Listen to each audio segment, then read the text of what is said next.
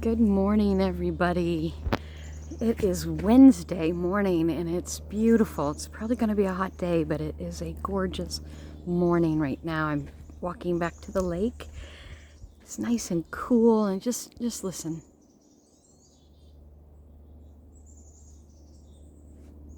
Sit down. Can you hear it? Birds chirping, singing joyfully. I have to tell you first, my heart is full, and I just want to say thank you, thank you to you. I was so surprised and touched and moved on Sunday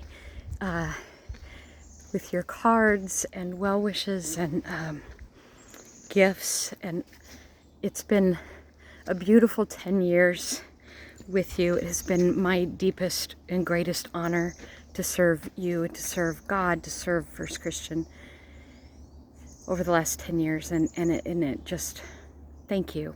Thank you for Sunday. That was really, really nice. You left me speechless. That's rare. So I'm meditating this morning on a section of First Kings in the Old Testament. And it's this really interesting, it's one of the lectionary readings for today. It's this really interesting little bit about the prophet Elijah. You know, Jesus often gets compared to Elijah. And that's one of the questions, who are you? That they ask, like, who do people say that I am? Jesus says, they say, some say you're Elijah returned. Elijah is the great prophet who he ascends to heaven. So he ascends up to heaven.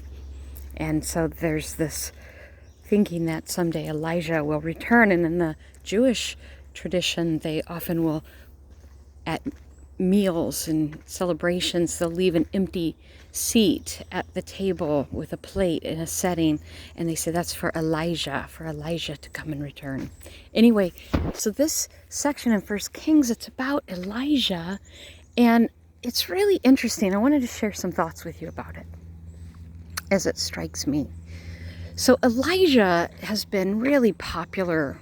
He's had some real notoriety up to this point. He's been able to, like, stand before the people, and when they needed evidence that he was from God, he was able to call on God and there's rain fire and do these sort of amazing things, and people were so impressed, and he got so much attention. They were shouting with joy and accolades, and he was sort of relishing in that, and then so quickly, almost as quickly as it all happened, it all changes. Suddenly the powers that be in the world, the leaders, they're not liking too much this message of God and justice, and they sure as heck don't like Elijah as a prophet running around encouraging people. And so this huge campaign begins, and really all of the prophets, they hunt down the prophets and kill them. So Elijah is now running in the text that I'm looking at this morning. He's running for his life. He's so afraid. And he's gone out into a desolate place. He's gone into a cave. If you know anything about Elijah, you might recall that his call to ministry, Elijah's call comes from inside a cave. He's in this cave and he stands, and God passes by in silence. Anyway, he hears God whisper, "Who will I send?" And Elijah's response is, "Send me, here I am." But here he is, he's in this cave now, fearing for his life. He's running, hiding. And God speaks to him and says, "What are you doing? What are you doing?" And Elijah says, well, here's the thing. Everybody's turned on you, God. They've turned on me. They've killed all the prophets. I'm running for my life. And God says, just stay in this cave. Just stay and listen for me. Wait for me. I will pass by. So Elijah's in this cave waiting, hoping that God is going to come and save him. I mean, can you imagine what he must be hoping for? I mean, he's really afraid. The armies are out searching for him.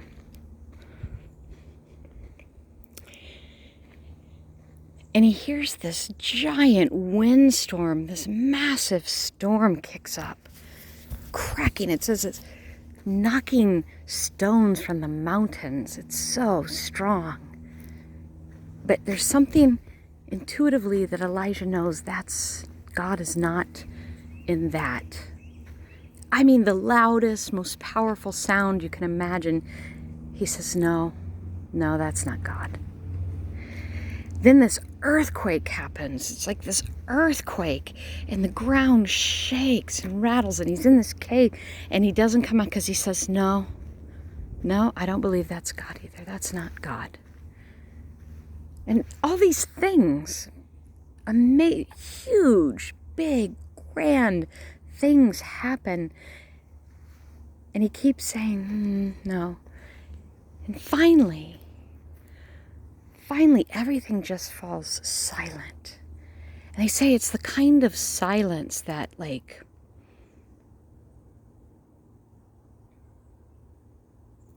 you just can't quite describe. It's just complete, utter silence. And in that moment, Elijah knows this is God passing by. So he steps out, and God says, what are you doing here? Again. And again, he explains, I'm running for my life. Israel's turned its back. The leaders have killed all the prophets. Everything is up in arms, and I'm afraid. I'm running. I'm hiding. And God says, okay, you got to come out of your cave now. You got to come out, and I'm going to send you back out. I got to send you back out. There are things that you must do, and you must trust. Yuck. Why would God do that? I'm going to send you back out to the dangerous world. And you know what Elijah does? He goes. He says, okay. He answers that call. He goes and completes the work God has called him to do.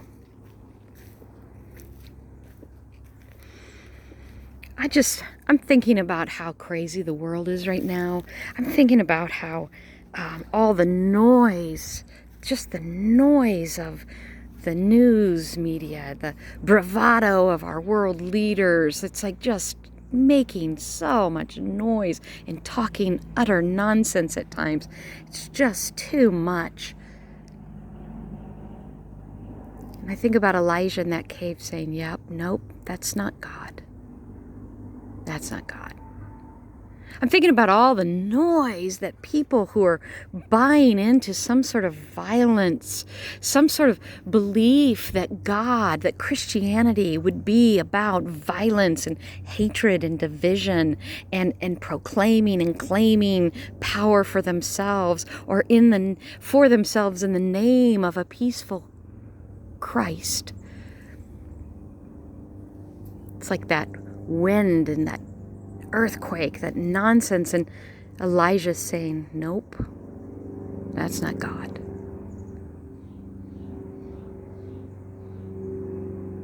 And then I come out here by the lake and the water. I take a deep breath and I listen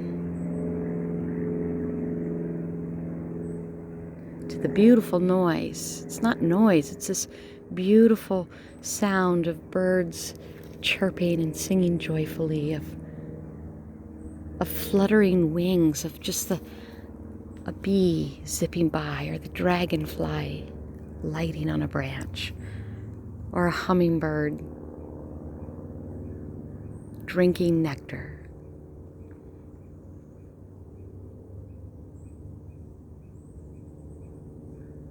And I know, like Elijah, that God is in the silence. God comes to us in the silence.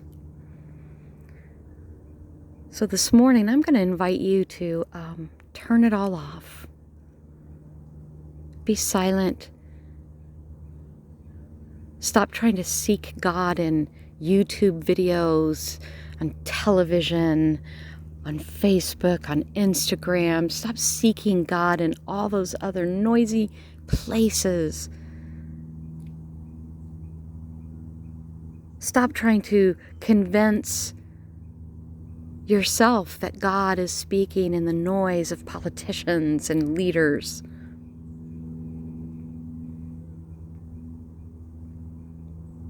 Be silent and let God pass by.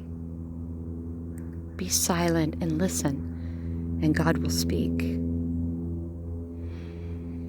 Now, the challenge is, of course, you may be disappointed in what God speaks. You may much rather hear the noise because the noisiness of this world and all of these voices clamoring may actually comfort you in speaking what you want to hear. And sometimes God doesn't speak what we want to hear. God speaks what needs to be done. It's like Elijah didn't want to hear that he had to get out of that cave and go back out and face the very people who would kill him.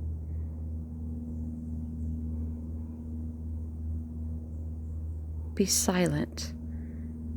Listen for God.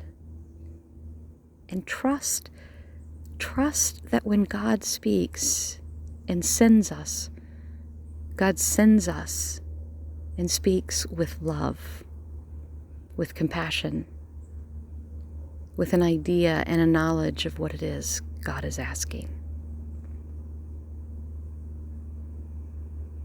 And that we will be surrounded and held by God's love.